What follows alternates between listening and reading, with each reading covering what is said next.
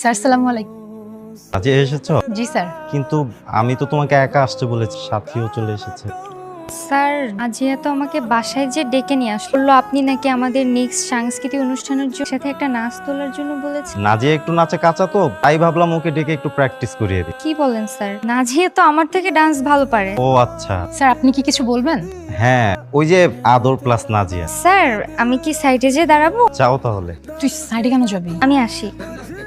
আদর প্লাস নাজিয়া লেখে কি কাজটা ঠিক করেছে বলো? খুবই খারাপ একটা কাজ করেছে। ছি। ছি বলার মতো এতটাও খারাপ না। আমি একটা সরকারি জব করি, সব মেয়েদের বাবা মা আপনাদের মেয়ের জামাই বানানোর জন্য আমার পিছনে ঘুর ঘুর করছে। আচ্ছা।